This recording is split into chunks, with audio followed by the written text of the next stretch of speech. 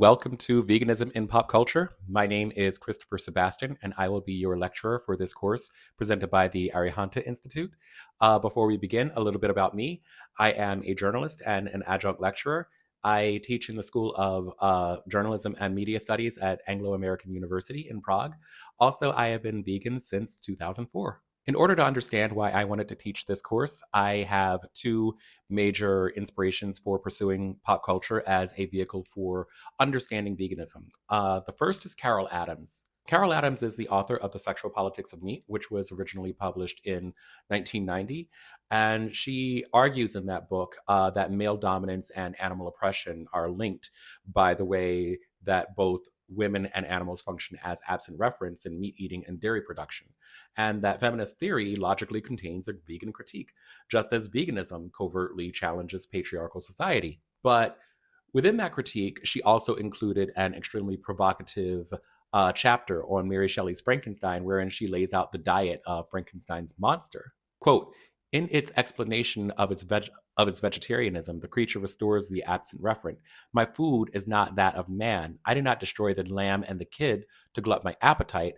Acorns and berries afford me sufficient nourishment. My companion will be of the same nature as myself and will be content with the same fare. End quote. And in my high school reading of Mary Shelley's novel, who, by the way, was a vegetarian herself, no English lit teacher ever helped me bridge that understanding.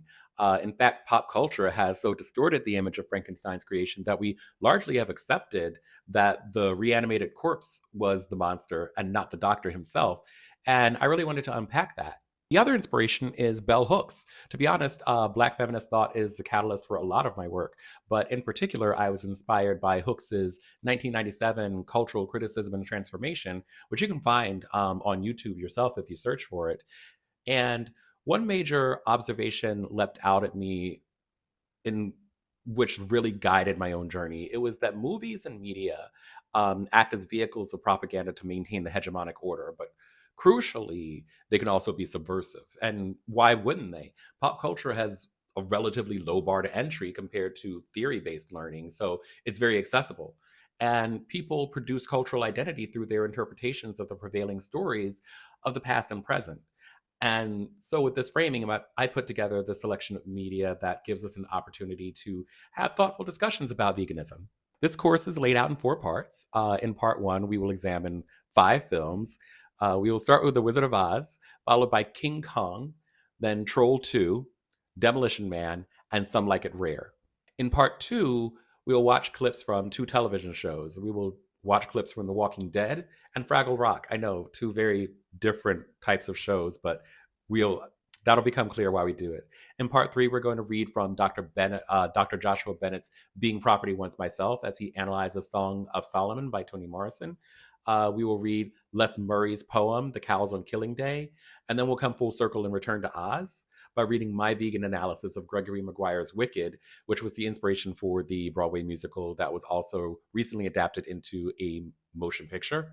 And finally, in part four, it's less of a formal lesson and more of a reflection that we'll call an outro.